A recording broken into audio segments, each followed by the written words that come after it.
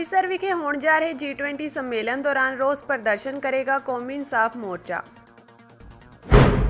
ਮੀਰੀ ਪੀਰੀ ਦਿਹਾੜੇ ਮੌਕੇ ਪੰਥ ਸੇਵਕ ਸ਼ਖਸੀਅਤਾਂ ਵੱਲੋਂ ਸੱਦੀ ਜਾਵੇਗੀ ਵਿਸ਼ਵ ਸਿੱਖ ਇਕੱਤਰਤਾ। ਕੋਟਕਪੁਰਾ ਗੋਲੀकांड ਨੂੰ ਸਿੱਟ ਨੇ ਐਲਾਨਿਆ ਪ੍ਰਦਰਸ਼ਨਕਾਰੀਆਂ ਖਿਲਾਫ ਗਿਣੀ ਮਿੱਥੀ ਸਾਜ਼ਿਸ਼।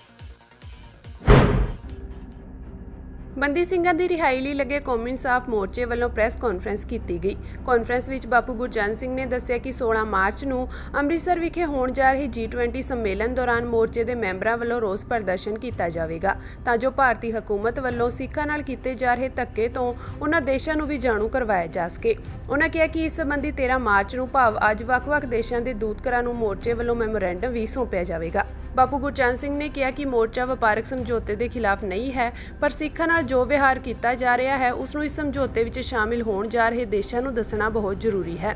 ਜਿਹੜਾ ਇੰਡੀਆ ਇੱਕ ਡੈਮੋਕ੍ਰੈਟਿਕ ਦੇਸ਼ ਹੋਣ ਦਾ ਦਾਅਵਾ ਕਰਦਾ, ਪਰੰਤੂ ਉਹ ਹਿਊਮਨ ਰਾਈਟਸ ਦੀ ਵਾਇਲੈਂਸ ਹੋ ਰਹੀ ਹੈ। ਇੱਥੇ ਅਸੀਂ ਆਪਣੀ ਸ਼ਾਂਤਮਈ ਤਰੀਕੇ ਨਾਲ ਉਹਨਾਂ ਦੇਸ਼ਾਂ ਦੇ ਨੁਮਾਇੰਦਿਆਂ ਤੱਕ ਆਪਣੀ ਆਵਾਜ਼ ਪਹੁੰਚਾਉਣ ਲਈ ਕਿ ਇੱਥੇ ਕਿਸ ਤਰ੍ਹਾਂ ਹਿਊਮਨ ਰਾਈਟਸ ਦੀ ਵਾਇਲੈਂਸ ਹੋ ਰਹੀ ਹੈ।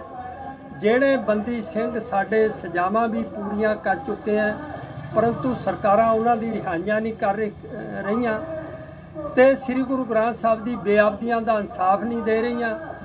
ਸੋ ਅਸੀਂ ਉਸ ਦਿਨ 16 ਨੂੰ ਜਿਸ ਦਿਨ ਅੰਮ੍ਰਿਤਸਰ ਹੋ ਰਿਹਾ ਹੋ ਸਿੰਬੋਲਿਕ ਪ੍ਰੋਟੈਸਟ ਕੌਮੀ ਇਨਸਾਫ ਮੋਰਚੇ ਦੀ ਟੀਮ ਵੱਲੋਂ ਕੀਤਾ ਜਾਵੇਗਾ।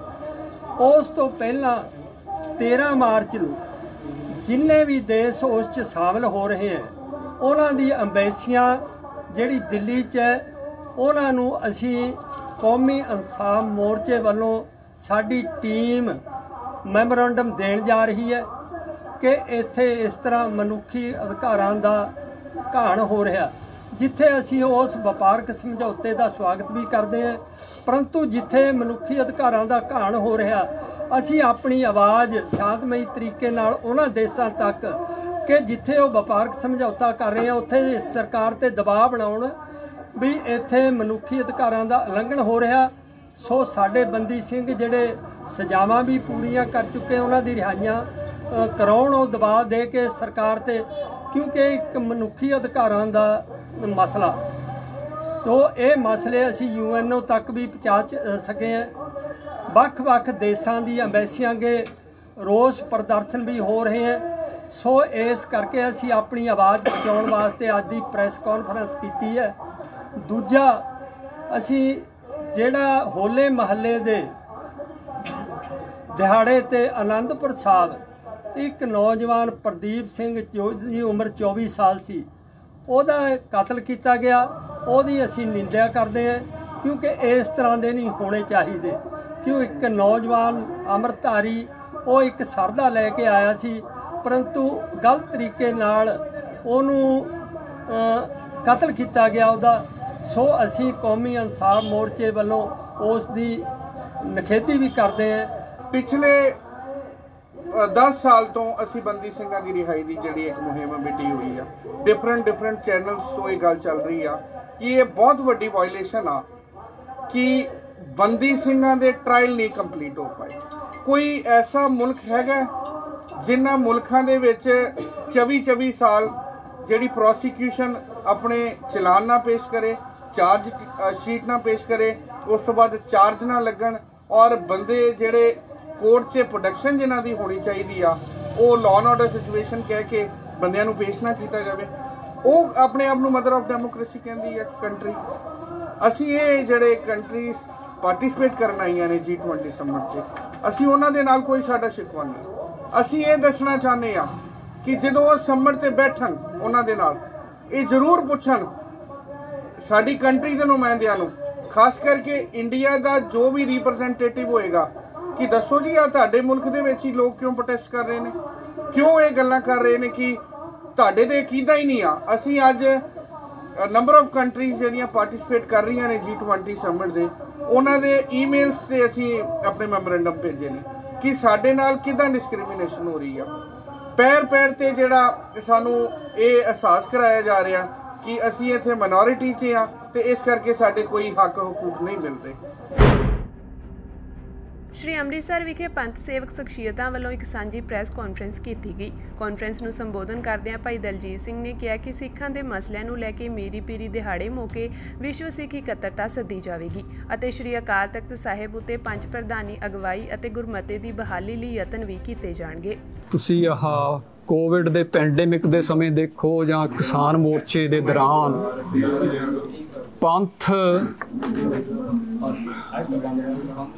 ਪੰਥ ਦੀ ਅਜ਼ਮਤ ਤੇ ਸ਼ਾਨ 'ਚ ਬਹੁਤ बढ़ोतरी हुई है।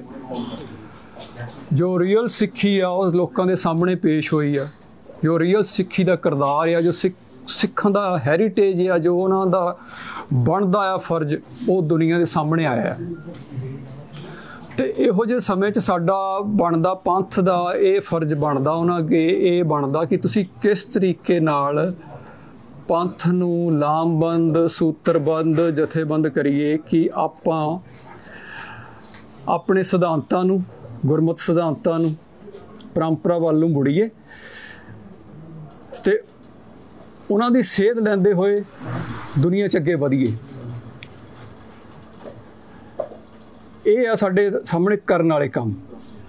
ते हो ये रहा कि जो स्टेट आ वो देखिए कि पिछले कुछ समयां तो वो इहो जे हालात बना रहा आ, इहो जे सिस्टम्स चला रहा है कि जिद एक पासे देखिए कि एक पासे तो जिन्ने भी सिखां दे लीड्स आ राज दे विच जां धर्म विच उन्हां नूं ये जिहड़ा नवां सिस्टम आ वो उन्हां तक अप्रोच करके उन्हां नूं लालच दे के नार लाउण दे जां डरा धमका के ये भी प्रोसैस चलदे आ। दूसरा ये चल रहा कि सिखां दे विच जिथे भी किते कोई वखरेवें आ, जिथे डिफरेंस आ, जिथे कोई एक राय नहीं, जां जिहड़े मसले सिखां नूं बड़े उन्हां दे नेड़ दे या दिल दे वो सारे इकट्ठे चक्के जा रहे आ, जिहड़ियां डिफरेंस उन्हां वधाया जा रहा आ, पोलराइजेशन कीती जा रही विदन ये प्रोसैस नूं काफ़ी जानी कि उछाल दिता जा रहा है। तो इहदे नाल ही एक होर गल हो रही है कि एक पासे तो ये हो रहा कि फुट वधाई जा रही है, खंडाव पैदा किया जा रहा है। दूसरे पासे जो स्टेट दे जिहड़े हिस्से आ, मीडिया आ, होर जिहड़ा सारा स्टेट दा ऑपरेट है, वो तुसीं देखो कि लगातार पिछले कुछ समय तो किवें वरत रहा कि एक माहौल बना रहे हैं। ये माहौल दे विच शो कर रहे हैं कि पंथ ते पंजाब एक आप हुदरापन वाला, एक भीड़ दी मानसिकता वाला, एक गैर जिम्मेवारी वाला, एक हिंसा वाला, वायलेंस वाला, डिसरप्शन वाला इहो जिहा माहौल वो क्रिएट कर रहे हैं। तो उस ईवेंट्स होण दे रहे हैं वो लगातार उन्होंने। तो ये राही वो सिखां दी ते पंजाब दी आइसोलेशन कर रहे हैं, पोलराइजेशन कर रहे हैं, तो एक बुरा नाम दे रहे हैं, डेमोनाइजेशन कर रहे हैं। तो सानू लगता कि ये सारा प्रोसैस ये जो कुछ भी हो रहा इसी करके हो रहा कि नैक्सट टारगेट उन्होंने जिहड़ा पंथ ते पंजाब आ, क्योंकि वो जो किसान मोर्चे जो उन्होंने हार हुई आ ते जो खालसे की चढ़त हुई आ वो उन्होंने हजम नहीं हुई। तो उहदी ब्योतबंदी चो ये सारा कुछ हो रहा कि पंथ ते पंजाब नूं एक खास तरीके नाल पेंट किया जाए, तो इहदे राही उन्होंने आइसोलेट किया जाए, पोलराइजेशन किया जाए, डेमोनाइजेशन किया जाए, तो फिर रिप्रैशन किया जाए। ये सारे प्रोसैस के नाल ये भी देखिए कि स्टेट लगातार सिखां नूं लीडरलैस कर रही है, उन्होंने इंस्टीट्यूशनस नूं कमज़ोर कर रही है। लीडरलैस भी तो इंस्टीट्यूशनलैस भी। ये तुसीं देख सकते कि आले दुआले जिद्दां अपने बाहरले दो तख्त ने उन्हां दी गल कर लीए, दिल्ली ते हरियाणा कमेटी दे उत्थे की सिलसिले होए आ, की रिजल्ट्स आए, की कुछ हो रहा। उही वो पंजाब विच भी करना चाहुंदे ने, SGPC भी करना चाहुंदे, अकाल तख्त ते भी करना चाहुंदे, अकाली दल नाल भी सारे संस्थावां नूं कर रहे। ये सारियां गल्लां नाल चल रही। तो इहदे विच बनदा कि सानूं की करना चाहिदा पंथ नूं ते पंजाब नूं।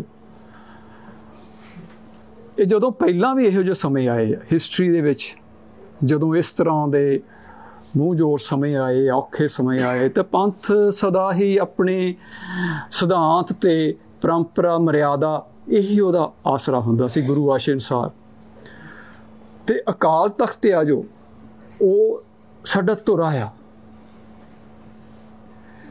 ਇਹ ਉਹ ਜਗ੍ਹਾ ਆ ਜਿੱਥੇ ਅਸੀਂ ਹਰ ਚੀਜ਼ ਬਾਰੇ ਵਿਚਾਰ ਪ੍ਰੰਦਾ ਕਰਨ, ਰਾਜ ਬਾਰੇ, ਸਮਾਜ ਬਾਰੇ, ਆਪਣੇ ਮਸਲਿਆਂ ਬਾਰੇ ਸੰਵਾਦ ਰਚਾਉਣਾ ਆ, ਹੱਲ ਕੱਢਣੇ ਨੇ ਦੁਨੀਆ ਦੇ, ਸ੍ਰਿਸ਼ਟੀ ਦੇ। ਤੇ ਸਾਨੂੰ ਅੱਜ ਸਭ ਤੋਂ ਲਾਜ਼ਮੀ ਗੱਲ, ਸਭ ਤੋਂ ਪ੍ਰਾਇਰ ਗੱਲ ਇਹ ਹੈ ਕਿ ਜਦੋਂ ਸਾਡਾ ਧੁਰਾ ਹਿੱਲ ਗਿਆ ਆ, ਪਿਛਲੇ ਬਹੁਤ ਲੰਬੇ ਸਮੇਂ ਤੋਂ ਅਕਾਲ ਤਖਤ ਫ੍ਰੀ ਨਹੀਂ, ਉੱਥੇ ਜਿਸ ਤਰ੍ਹਾਂ ਦਾ ਮਾਹੌਲ, ਜਿਸ ਤਰ੍ਹਾਂ ਦੀ ਸੇਵਾ ਸੰਭਾਲ ਤੇ ਜੋ ਹੋਣਾ ਚਾਹੀਦਾ ਸੀ, ਉੱਥੇ ਹੋਣਾ ਕੀ ਚਾਹੀਦਾ ਆ, ਗੁਰਮਤਿ ਅਨੁਸਾਰ ਫੈਸਲੇ ਲੈਣੇ ਚਾਹੀਦੇ ਆ, ਤੇ ਪੰਚ ਪ੍ਰਧਾਨੀ ਅਨੁਸਾਰ ਅਗਵਾਈ ਦੀ ਚੋਣ ਹੋਣੀ ਚਾਹੀਦੀ ਹੈ। ਉਹ ਉੱਥੇ ਨਹੀਂ ਹੋ ਰਹੇ। ਉਹ ਤਾਂ ਨਹੀਂ ਹੋ ਰਹੇ ਕਿ ਸਟੇਟ ਨੇ ਕੰਟਰੋਲ ਕੀਤਾ ਆ, ਸਟੇਟ ਨੇ ਆਪਣੇ ਪਾਰਟੀਜ਼ ਰਾਹੀਂ, ਹੁਣ ਦੇ ਦੇਖੀਏ ਕਿ ਅਕਾਲੀ ਦਲ ਤੇ SGPC ਰਾਹੀਂ ਇਹ ਪ੍ਰੋਸੈਸ ਹੋਇਆ ਹੈ ਕਿ ਅਕਾਲ ਤਖਤ ਤੇ ਜੋ ਖਾਲਸਾ ਪੰਥ ਦੀ ਰਜ਼ਾ ਤੇ ਖਾਲਸਾ ਪੰਥ ਦੀ ਮਰਜ਼ੀ ਆ, ਉਹਦਾ ਕਲੈਕਟਿਵ ਡਿਸੀਜਨ ਤੇ ਕਲੈਕਟਿਵ ਲੀਡਰਸ਼ਿਪ ਦਾ ਜੋ ਉੱਥੇ ਪ੍ਰੋਸੈਸ ਚੱਲਣਾ ਸੀ, ਉਹ ਆ ਹੀ ਨਹੀਂ ਰਿਹਾ, ਉਹ ਹੋਰ ਹੀ ਪਾਸੇ ਚਲੇ ਗਏ ਆ। ਤੇ ਇਸ ਵਕਤ ਸਭ ਤੋਂ ਜ਼ਰੂਰੀ ਹੈ ਕਿ ਅਕਾਲ ਤਖਤ ਨੂੰ ਫ੍ਰੀ ਕਰਨਾ। ਅਕਾਲ ਤਖਤ ਜੋ ਅਕਾਲ ਦਾ ਤਖਤ ਆ, ਉਹ ਕਿਸੇ ਵੀ ਦੁਨਿਆਵੀ ਤਖਤ ਦੇ ਅਧੀਨ ਨਹੀਂ ਹੋ ਸਕਦਾ। ਇਹ ਬਹੁਤ ਹੀ ਵੱਡਾ ਇੱਕ ਚੈਲੰਜ ਹੈ ਸਾਡੇ ਲਈ। ਕੋਟਕਪੁਰਾ ਗੋਲੀकांड ਮਾਮਲੇ ਵਿੱਚ ਲਗਾਤਾਰ ਜਾਂਚ ਚੱਲ ਰਹੀ ਹੈ। ਸਾਬਕਾ DGP ਸੁਮੇਧ ਸੈਣੀ ਅਤੇ ਸਾਬਕਾ IG ਉਮਰਾ ਨੰਗਲ ਸਮੇਤ 4 ਪੁਲਿਸ ਅਧਿਕਾਰੀਆਂ ਖਿਲਾਫ ਚਲਾਨ ਪੇਸ਼ ਕੀਤਾ ਗਿਆ ਹੈ। ਇਹਨਾਂ ਖਿਲਾਫ ਬੇਕਸੂਰ ਲੋਕਾਂ ਵਿਰੁੱਧ ਝੂਠਾ ਮੁਕੱਦਮਾ ਬਣਾਉਣ ਅਤੇ ਆਪਣੀ ਤਾਕਤ ਦੀ ਦੁਰਵਰਤੋਂ ਕਰਨ ਦਾ ਵੀ ਇਲਜ਼ਾਮ ਲੱਗਿਆ ਹੈ। ਵਿਸ਼ੇਸ਼ ਜਾਂਚ ਟੀਮ ਨੇ ਘਟਨਾ ਵਾਲੇ ਦਿਨ ਪ੍ਰਦਰਸ਼ਨਕਾਰੀਆਂ ਖਿਲਾਫ ਦਰਜ FIR ਨੂੰ ਸਾਜ਼ਿਸ਼ ਕਰਾਰ ਦਿੱਤਾ ਹੈ। SIT ਵੱਲੋਂ ਕਿਹਾ ਗਿਆ ਹੈ ਕਿ ਬੇਕਸੂਰ ਲੋਕਾਂ ਖਿਲਾਫ ਝੂਠਾ ਮੁਕੱਦਮਾ ਬਣਾਇਆ ਗਿਆ ਹੈ, ਜਿਸ ਤਹਿਤ ਜ਼ਿੰਮੇਵਾਰ ਪੁਲਿਸ ਅਧਿਕਾਰੀਆਂ ਨੂੰ ਨਾਮਜ਼ਦ ਕੀਤਾ ਹੈ। ਜਾਂਚ ਟੀਮ ਨੇ ਸਿੱਖ ਸੰਗਤ ਨੂੰ ਕਲੀਨ ਚਿੱਟ ਦਿੰਦਿਆਂ ਸ਼ਾਂਤਮਈ ਰੋਸ ਧਰਨੇ ਤੇ ਬੈਠੀ ਸਿੱਖ ਸੰਗਤ ਖਿਲਾਫ ਪੁਲਿਸ ਵੱਲੋਂ ਕੀਤੀ ਕਾਰਵਾਈ ਨੂੰ ਝੂਠੀ ਅਤੇ ਗਿਣੀ ਮਿੱਥੀ ਸਾਜ਼ਿਸ਼ ਕਰਾਰ ਦਿੱਤਾ ਹੈ। ਦੱਸ ਦਈਏ ਕਿ ਵਿਸ਼ੇਸ਼ ਜਾਂਚ ਟੀਮ ਵੱਲੋਂ ਕੋਟਕਪੁਰਾ ਗੋਲੀकांड ਦੀ ਜਾਂਚ ਕੀਤੀ ਜਾ ਰਹੀ ਹੈ। ਇਸ ਤੋਂ ਪਹਿਲਾਂ SIT ਵੱਲੋਂ 3 ਸਾਬਕਾ ਅਧਿਕਾਰੀਆਂ ਨੂੰ ਸੰਮਨ ਜਾਰੀ ਕੀਤੇ ਗਏ ਸਨ। ਸਾਬਕਾ ਮੁੱਖ ਮੰਤਰੀ ਪ੍ਰਕਾਸ਼ ਸਿੰਘ ਬਾਦਲ ਤੇ ਸਾਬਕਾ ਪ੍ਰਿੰਸੀਪਲ ਸਕੱਤਰ IAS ਗਗਨਦੀਪ ਸਿੰਘ ਬਰਾੜ ਅਤੇ 2 ਹੋਰ IPS ਅਧਿਕਾਰੀਆਂ ਨੂੰ ਤਲਬ ਕੀਤਾ ਗਿਆ ਸੀ। ਉਧਰ ਇਸ ਮਾਮਲੇ ਵਿੱਚ ਸਾਬਕਾ ਮੁੱਖ ਮੰਤਰੀ ਪ੍ਰਕਾਸ਼ ਸਿੰਘ ਬਾਦਲ ਅਤੇ ਸੁਖਬੀਰ ਸਿੰਘ ਬਾਦਲ ਨੂੰ ਵੀ 23 ਮਾਰਚ ਨੂੰ ਪੇਸ਼ ਹੋਣ ਲਈ ਸੰਮਨ ਜਾਰੀ ਹੋਏ ਸਨ, ਜਿਸ ਮਗਰੋਂ ਉਹਨਾਂ ਨੇ ਫਰੀਦਕੋਟ ਅਦਾਲਤ ਵਿੱਚ ਪਹੁੰਚ ਕੀਤੀ ਸੀ। ਉਹਨਾਂ ਨੇ ਅਦਾਲਤ ਤੋਂ ਅਗਾਊਂ ਜ਼ਮਾਨਤ ਦੀ ਮੰਗ ਕੀਤੀ ਸੀ। ਅਗਾਊਂ ਜ਼ਮਾਨਤ ਵਾਲੇ ਮਾਮਲੇ ਦੀ ਸੁਣਵਾਈ ਭਲਕੇ ਯਾਨੀ 14 ਮਾਰਚ ਨੂੰ ਹੋਵੇਗੀ। ਪੰਜਾਬੀ ਯੂਨੀਵਰਸਿਟੀ ਦੇ ਵਾਈਸ ਚਾਂਸਲਰ ਦੀ ਇੱਕ ਵੀਡੀਓ ਨੇ ਪੰਜਾਬ ਦੀ ਆਪ ਸਰਕਾਰ ਦੇ ਵਿਦਿਅਕ ਖੇਤਰ ਲਈ ਕੀਤੇ ਜਾਂਦੇ ਝੂਠੇ ਪ੍ਰਚਾਰ ਅਤੇ ਦਾਅਵਿਆਂ ਨੂੰ ਪੂਰੀ ਤਰ੍ਹਾਂ ਬੇਨਕਾਬ ਕਰ ਦਿੱਤਾ ਹੈ। ਇਸ ਵੀਡੀਓ ਵਿੱਚ ਯੂਨੀਵਰਸਿਟੀ ਦੇ ਵਾਈਸ ਚਾਂਸਲਰ ਬਜਟ ਤੇ ਨਾਰਾਜ਼ਗੀ ਜ਼ਾਹਰ ਕਰਦੇ ਨਜ਼ਰ ਆਏ। ਉਹਨਾਂ ਕਿਹਾ ਕਿ ਭਗਵੰਤ ਮਾਨ ਅਤੇ ਉਹਨਾਂ ਦੇ ਮੰਤਰੀ ਸਾਰਾ ਦਿਨ ਦਿੱਲੀ ਮਾਡਲ ਦੀਆਂ ਗੱਲਾਂ ਕਰਦੇ ਹਨ, ਤਾਂ ਹੀ ਪੰਜਾਬ, ਪੰਜਾਬੀਅਤ ਅਤੇ ਪੰਜਾਬੀਆਂ ਦੇ ਆਪਣੇ 60 ਸਾਲ ਪੁਰਾਣੇ ਮਾਣਮੱਤੇ ਅਦਾਰੇ ਪੰਜਾਬੀ ਯੂਨੀਵਰਸਿਟੀ ਨੂੰ ਬੰਦ ਕਰਵਾਉਣ ਤੇ ਤੁਲੇ ਹੋਏ ਹਨ। ਹਰ ਪੰਜਾਬੀ ਇਸ ਬੇਈਮਾਨ ਸਰਕਾਰ ਦੀਆਂ ਗਤੀਵਿਧੀਆਂ ਨੂੰ ਵੇਖ ਕੇ ਆਪਣੇ ਆਪ ਨੂੰ ਠੱਗਿਆ ਮਹਿਸੂਸ ਕਰ ਰਿਹਾ ਹੈ। ਮੈਂ ਪੰਜਾਬੀ ਯੂਨੀਵਰਸਿਟੀ ਪਟਿਆਲਾ ਵਿਖੇ ਪਿਛਲੇ ਲਗਭਗ 2 ਸਾਲ ਤੋਂ ਬਤੌਰ ਵਾਈਸ ਚਾਂਸਲਰ ਕੰਮ ਕਰ ਰਿਹਾ। ਪੰਜਾਬੀ ਯੂਨੀਵਰਸਿਟੀ ਪਟਿਆਲਾ ਇੱਕ ਅਜਿਹਾ ਅਦਾਰਾ ਹੈ ਜਿਹੜਾ ਮਾਲਵੇ ਦੇ ਪਛੜੇ ਖੇਤਰ 'ਚ ਗਰੀਬ, ਖਾਸ ਕਰਕੇ ਪਛੜੇ ਵਰਗਾਂ ਦੇ ਤੇ ਖਾਸ ਕਰਕੇ ਲੜਕੀਆਂ ਨੂੰ ਥੋੜੀ ਫੀਸ ਤੇ ਉਚੇਰੀ ਵਿੱਦਿਆ ਦਿੰਦੀ ਹੈ। ਸਾਡੇ ਹੋਸਟਲਾਂ ਦੇ ਖਰਚੇ ਵੀ ਇੰਨੇ ਕੁ ਨੇ ਕਿ ਆਮ ਪਰਿਵਾਰ ਦਾ ਵਿਦਿਆਰਥੀ ਇੱਥੇ ਆ ਕੇ ਰਹਿ ਸਕਦਾ ਹੈ। ਮੇਨ ਕੈਂਪਸ ਤੇ ਸਾਰੇ ਸਾਡੇ ਕੰਸਟੀਚੂਐਂਟ ਕਾਲਜ ਤੇ ਸਾਡੇ ਜਿਹੜੇ ਬਾਹਰਲੇ ਕੇਂਦਰ ਤੇ ਉਹਦੇ ਨਾਲ ਐਫੀਲੀਏਟਿਡ ਕਾਲਜਸ ਨੂੰ ਰਲਾ ਕੇ 2 ਲੱਖ ਤੋਂ ਵੱਧ ਵਿਦਿਆਰਥੀ ਇੱਥੇ ਪੜ੍ਹਦੇ। ਪੰਜਾਬੀ ਯੂਨੀਵਰਸਿਟੀ ਪਟਿਆਲਾ ਕੁਝ ਸਮੇਂ ਤੋਂ ਵਿੱਤੀ ਸੰਕਟ 'ਚ ਵੀ ਚੱਲ ਰਹੀ ਹੈ ਤੇ ਵਿੱਤੀ ਸੰਕਟ ਦਾ ਵੱਡਾ ਕਾਰਨ ਇਹ ਹੈ ਕਿ ਅਸੀਂ ਜਿਹੜੀਆਂ ਨਿਊ ਲਿਬਰਲ ਪਾਲਿਸੀਜ਼ ਆਈਆਂ ਇਸ ਦੇਸ਼ 'ਚ ਉਹਨਾਂ ਮੁਤਾਬਕ ਆਪਣੀਆਂ ਫੀਸਾਂ ਨਹੀਂ ਵਧਾਈਆਂ ਤੇ ਅਸੀਂ ਪਬਲਿਕ ਦੀ ਇਸ ਖੇਤਰ ਦੀ ਸਰਵਿਸ ਉਸੇ ਤਰੀਕੇ ਨਾਲ ਹੀ ਕਰਦੇ ਰਹੇ ਜਿਸ ਤਰ੍ਹਾਂ ਸਾਨੂੰ ਕਰਨੀ ਚਾਹੀਦੀ ਸੀ। ਨਤੀਜਾ ਇਹ ਕਿ ਅੱਜ ਸਾਡਾ ਜੇ ਸਾਲ ਦਾ ਸੈਲਰੀ ਬਿੱਲ 468 ਕਰੋੜ ਹੈ ਨਵੇਂ ਗ੍ਰੇਡਾਂ ਤੋਂ ਬਾਅਦ, ਮਤਲਬ ਕਿ 1 ਮਹੀਨੇ ਦਾ 39 ਕਰੋੜ ਸਾਡਾ ਸੈਲਰੀ ਬਿੱਲ ਹੈ। 468 ਕਰੋੜ ਵਿੱਚ ਜੇ ਲਗਭਗ 100 ਕਰੋੜ ਹੋਰ ਜੋੜੀਏ ਬਿਜਲੀ, ਪਾਣੀ, ਹੋਰ ਖਰਚੇ ਤੇ ਸਾਡਾ ਪੌਣੇ 600 ਕਰੋੜ ਦਾ ਲਗਭਗ ਬਜਟ ਹੈ। ਪੌਣੇ 600 ਕਰੋੜ ਵਿੱਚੋਂ 200 ਕਰੋੜ ਯੂਨੀਵਰਸਿਟੀ ਆਪਣੇ ਸੋਮਿਆਂ ਤੋਂ ਕਮਾਉਂਦੀ ਹੈ। ਭਾਵੇਂ ਅਸੀਂ ਥੋੜੀ ਵੀ ਫੀਸ ਲੈਨੇ ਆ, ਪਰ ਉਹ ਸਾਰੀ ਫੀਸ ਤੇ ਐਫੀਲੀਏਸ਼ਨ ਤੋਂ ਸਾਨੂੰ 200 ਕਰੋੜ ਦੇ ਰੁਪਏ ਦੇ ਲਗਭਗ ਰਾਸ਼ੀ ਮਿਲਦੀ ਹੈ। ਤੇ ਅਸੀਂ ਸਰਕਾਰ ਕੋਲੋਂ, ਪੰਜਾਬ ਸਰਕਾਰ ਕੋਲੋਂ ਇਸ ਸਾਲ 360 ਕਰੋੜ ਦੀ ਸਾਲਾਨਾ ਗ੍ਰਾਂਟ ਮੰਗੀ ਸੀ ਤਾਂ ਕਿ ਅਸੀਂ ਤਨਖਾਹਾਂ ਦੇ ਸਕੀਏ ਤੇ ਯੂਨੀਵਰਸਿਟੀ ਨੂੰ ਚਲਾ ਸਕੀਏ। ਅਸੀਂ ਕੋਈ ਹੋਰ ਗ੍ਰਾਂਟ ਨਹੀਂ ਸੀ ਮੰਗੀ। ਇਸ ਗ੍ਰਾਂਟ ਤੋਂ ਬਿਨਾ ਯੂਨੀਵਰਸਿਟੀ ਨੂੰ ਚਲਾਉਣਾ ਅਸੰਭਵ ਹੈ। ਇਸ ਗੱਲ ਦਾ ਸਭ ਨੂੰ ਪਤਾ ਸੀ ਤੇ ਪੰਜਾਬ ਸਰਕਾਰ ਨੂੰ ਬੜਾ ਖੁੱਲ੍ਹ ਕੇ ਦੱਸਿਆ ਗਿਆ ਸੀ। 164 ਕਰੋੜ ਰੁਪਏ ਦੀ ਗ੍ਰਾਂਟ ਜੋ ਪੰਜਾਬ ਸਰਕਾਰ ਨੇ ਇਸ ਬਜਟ ਸਾਨੂੰ ਦਿੱਤੀ ਹੈ, ਇਹ ਪੰਜਾਬੀ ਯੂਨੀਵਰਸਿਟੀ ਨਾਲ ਇੱਕ ਭੱਦਾ ਮਜ਼ਾਕ ਹੈ। ਪੰਜਾਬੀ ਯੂਨੀਵਰਸਿਟੀ ਇੰਨੀ ਗ੍ਰਾਂਟ ਨਾਲ ਨਹੀਂ ਚਲਾਈ ਜਾ ਸਕਦੀ। ਇਹ ਵੀ ਹੋ ਸਕਦਾ ਸੀ ਕਿ ਸਰਕਾਰ ਸਾਨੂੰ 360 ਕਰੋੜ ਦੀ ਥਾਂ ਤੇ ਕੁਝ ਗ੍ਰਾਂਟ ਘੱਟ ਦੇ ਦਿੰਦੀ। ਜਿਵੇਂ ਸਭ ਨੂੰ ਪਤਾ ਹੈ ਕਿ ਪੰਜਾਬ ਦੀ ਵੀ ਮਾਲੀ ਹਾਲਤ ਬਹੁਤ ਅੱਛੀ ਨਹੀਂ ਹੈ। ਜੇ ਅਸੀਂ ਸਾਰੇ ਹੀ ਗਰੀਬ ਹਾਂ, ਸਾਰੇ ਭੁੱਖੇ ਹਾਂ, ਤੇ ਅਸੀਂ ਘੱਟ ਰੋਟੀ ਵੰਡ ਵਰਤ ਕੇ ਵੀ ਖਾ ਸਕਦੇ ਹਾਂ। ਇਸ ਗੱਲ ਨੂੰ ਮੈਂ ਵੀ ਬਿਲਕੁਲ ਸਮਝਦਾ। ਤੇ ਜੇ ਇਸ ਤਰ੍ਹਾਂ ਦੀ ਕੋਈ ਗੱਲ ਹੁੰਦੀ ਕਿ ਸਾਨੂੰ ਗ੍ਰਾਂਟ ਇਸ ਤਰ੍ਹਾਂ ਦਿੱਤੀ ਜਾਂਦੀ ਕਿ ਸਾਨੂੰ ਲੱਗਦਾ ਕਿ ਸਰਕਾਰ ਸਾਡੇ ਪ੍ਰਤੀ ਸੁਹਿਰਦ ਹੈ, ਪਰ ਸਰਕਾਰ ਦੀਆਂ ਕੁਝ ਮਜਬੂਰੀਆਂ ਨਹੀਂ, ਤੇ ਅਸੀਂ ਜ਼ਰੂਰ ਇਹ ਸੋਚਦੇ ਕਿ ਇਹ ਸਰਕਾਰ ਜਿਹੜੀ ਪੰਜਾਬ ਵਿੱਚ ਵਿਦਿਆ ਤੇ ਸਿਹਤ ਨੂੰ ਲੈ ਕੇ ਇੰਨੇ ਵੱਡੇ ਬਿਆਨ ਦਿੰਦੀ ਰਹੀ ਹੈ, ਤੇ ਜਿਹਦੇ ਚੀਫ ਮਿਨਿਸਟਰ ਨੇ 29 ਮਾਰਚ ਨੂੰ ਯੂਨੀਵਰਸਿਟੀ ਵਿੱਚ ਕਿਹਾ ਸੀ ਕਿ ਮੈਨੂੰ ਪਤਾ ਲੱਗਾ ਹੈ ਕਿ ਵਿਦਿਆ ਕਰਜ਼ੇ ਥੱਲੇ ਹੈ, ਵਿਦਿਆ ਕਰਜ਼ੇ ਥੱਲੇ ਨਹੀਂ ਰਹੇਗੀ।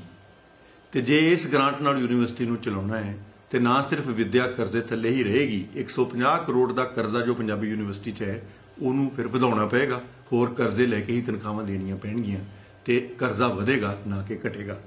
ਪੰਜਾਬੀ ਯੂਨੀਵਰਸਿਟੀ ਵਿੱਚ ਬਹੁਤ ਸਾਰੇ ਨਵੇਂ ਪ੍ਰੋਗਰਾਮ ਅਸੀਂ ਸ਼ੁਰੂ ਕੀਤੇ ਹੈ। ਇੱਕ ਅਕਾਦਮਿਕ ਮਾਹੌਲ ਮੁੜ ਸਿਰਜਣ ਦੀ ਕੋਸ਼ਿਸ਼ ਕੀਤੀ ਹੈ ਜਿਹੜੀ ਬਹੁਤ ਹੱਦ ਤੱਕ ਅੱਗੇ ਵਧੀ ਹੈ ਤੇ ਕਾਮਯਾਬ ਹੋਈ ਹੈ। ਅਸੀਂ 5 ਸਾਲਾ ਏਕੀਕ੍ਰਿਤ ਕੋਰਸ ਸ਼ੁਰੂ ਕੀਤੇ ਹੈ। ਪੰਜਾਬ ਦਾ ਵਣ ਤੇ ਜੀਵ ਜੰਤ ਮੁੜ ਬਹਾਲੀ ਕੇਂਦਰ ਸ਼ੁਰੂ ਕੀਤਾ ਹੈ। ਪੰਜਾਬ ਦਾ ਪੇਂਡੂ ਕਾਰੋਬਾਰੀ ਤੇ ਹੁਨਰ ਵਿਕਾਸ ਕੇਂਦਰ ਸ਼ੁਰੂ ਕੀਤਾ ਹੈ। ਬਹੁਤ ਸਾਰੇ ਅਕਾਦਮਿਕ ਪ੍ਰੋਗਰਾਮ, 300 ਸਾਲਾ ਵਾਰਿਸ ਸ਼ਾਹ ਦਾ, 150 ਸਾਲਾ ਭਾਈ ਵੀਰ ਸਿੰਘ ਦਾ ਤੇ ਬਹੁਤ ਸਾਰੇ ਹੋਰ ਪ੍ਰੋਗਰਾਮ ਅਸੀਂ ਇਸ ਤਰ੍ਹਾਂ ਕਰਦੇ ਹਾਂ ਜੋ ਪੰਜਾਬ ਤੇ ਪੰਜਾਬੀਅਤ ਨੂੰ ਪ੍ਰਣਾਏ ਹੋਏ ਹੁੰਦੇ ਹੈ। ਇਸ ਕਰਕੇ ਪੰਜਾਬੀ ਯੂਨੀਵਰਸਿਟੀ ਨੂੰ ਚਲਾਉਣਾ ਤੇ ਉਹਨੂੰ ਯੋਗ ਵਿੱਤੀ ਗ੍ਰਾਂਟ ਦੇਣੀ ਸਰਕਾਰ ਦਾ ਕੰਮ ਹੈ। ਇਹ ਅਸੀਂ ਕੋਈ ਮੰਗ ਨਹੀਂ ਰਹੇ ਸਰਕਾਰ ਤੋਂ। ਸਰਕਾਰ ਨੂੰ ਆਪਣੀ ਜੋ ਉਹਨਾਂ ਦੀ ਡਿਊਟੀ ਹੈ ਉਹ ਪੂਰੀ ਕਰਨ ਲਈ ਹੀ ਬੇਨਤੀ ਕਰ ਰਹੇ ਹਾਂ। ਪੰਜਾਬ ਦੀਆਂ 5 ਕਿਸਾਨ ਜਥੇਬੰਦੀਆਂ ਨੇ ਆਪਣੀਆਂ ਮੰਗਾਂ ਨੂੰ ਲੈ ਕੇ ਦਿੱਲੀ ਦੇ ਜੰਤਰ ਮੰਤਰ ਤੇ ਪ੍ਰਦਰਸ਼ਨ ਸ਼ੁਰੂ ਕਰ ਦਿੱਤਾ ਹੈ। ਕਿਸਾਨਾਂ ਦੇ ਧਰਨੇ ਦੇ ਮੱਦੇਨਜ਼ਰ ਦਿੱਲੀ ਪੁਲਿਸ ਵੀ ਚੌਕਸ ਨਜ਼ਰ ਆ ਰਹੀ ਹੈ। ਅੱਜ BKU ਰਾਜੇਵਾਲ, ਆਲ ਇੰਡੀਆ ਕਿਸਾਨ ਫੈਡਰੇਸ਼ਨ, ਕਿਸਾਨ ਸੰਘਰਸ਼ ਕਮੇਟੀ ਪੰਜਾਬ, BKU ਮਾਨਸਾ ਅਤੇ ਆਜ਼ਾਦ ਕਿਸਾਨ ਸੰਘਰਸ਼ ਕਮੇਟੀ ਨੇ ਦਿੱਲੀ ਦੇ ਜੰਤਰ ਮੰਤਰ ਤੇ ਆਪਣੀਆਂ ਮੰਗਾਂ ਨੂੰ ਲੈ ਕੇ ਪ੍ਰਦਰਸ਼ਨ ਕੀਤਾ।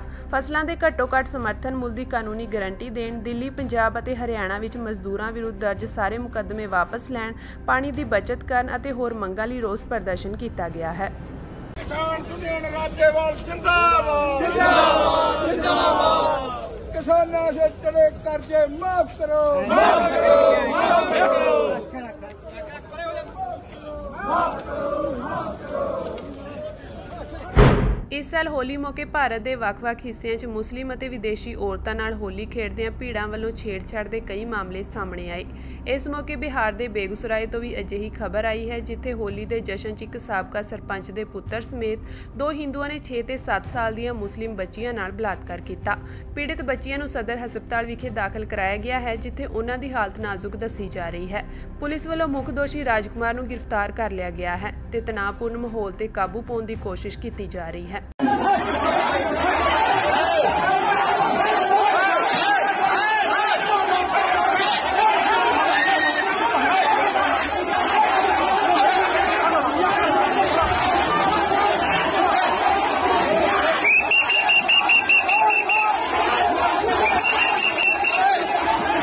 ਦੱਖਣੀ ਸੂਬਿਆਂ ਦੇ ਲੋਕ ਹਿੰਦੀ ਥੋਪਣ ਦੇ ਸਖਤ ਖਿਲਾਫ ਹਨ। ਉੱਥੋਂ ਦੇ ਮਿਹਨਤਕਸ਼ ਮਜ਼ਦੂਰਾਂ, ਕਿਸਾਨਾਂ ਤੋਂ ਲੈ ਕੇ ਸਿਆਸਤਦਾਨ ਤੱਕ ਹਿੰਦੀ ਨੂੰ ਨੇੜੇ ਨਹੀਂ ਲੱਗਣ ਦਿੰਦੇ। ਇਸ ਦੀ ਇੱਕ ਹੋਰ ਤਾਜ਼ਾ ਉਦਾਹਰਣ ਸਾਹਮਣੇ ਆਈ ਹੈ ਜਿੱਥੇ ਕੰਨੜ ਆਟੋ ਚਾਲਕ ਨਾਲ ਹਿੰਦੀ 'ਚ ਗੱਲ ਕਰਨ ਦੀ ਕੋਸ਼ਿਸ਼ ਕਰ ਰਹੀਆਂ ਕੁੜੀਆਂ ਨੂੰ ਆਟੋ ਚਾਲਕ ਨੇ ਅੰਗਰੇਜ਼ੀ 'ਚ ਕਿਹਾ ਕਿ ਕੰਨੜ ਬੋਲੋ ਜਾਂ ਫਿਰ ਆਟੋ 'ਚੋਂ ਉਤਰ ਜਾਓ, ਇਹ ਸਾਡੀ ਧਰਤੀ ਹੈ, ਹਿੰਦੀਆਂ ਦੀ ਨਹੀਂ। ਇਹ ਕਹਿ ਕੇ ਉਸਨੇ ਕੁੜੀਆਂ ਨੂੰ ਆਟੋ 'ਚੋਂ ਉਤਾਰ ਦਿੱਤਾ, ਜਦਕਿ ਪੰਜਾਬ ਵਿੱਚ ਇਸ ਤੋਂ ਬਿਲਕੁਲ ਪੁੱਠਾ ਹੋ ਰਿਹਾ ਹੈ ਕਿਉਂਕਿ ਪੰਜਾਬੀ ਬਿਨ ਮਤਲਬ ਤੋਂ ਸਕੂਲਾਂ, ਯੂਨੀਵਰਸਿਟੀਆਂ, ਕਾਲਜਾਂ, ਦਫ਼ਤਰਾਂ 'ਚ ਹਿੰਦੀ ਬੋਲ ਕੇ ਗੁਲਾਮ ਮਾਨਸਿਕਤਾ ਦਾ ਪ੍ਰਗਟਾਵਾ ਕਰ ਰਹੇ ਹਨ। Why should I speak in Hindi? Okay. Why should I speak in Hindi? Okay. Karnataka, okay. You have to speak in Kannada. You have to speak in Kannada. No, we will not speak in Kannada. Because Why we will speak in Kannada. Because we are come to Karnataka. This Okay. is our land, okay? This is our land. Okay. This is our land, not Okay. your land. Okay. You have to speak in Kannada. Okay. Why should I speak in Hindi? Okay. Why should I speak in Okay. Hindi? Okay.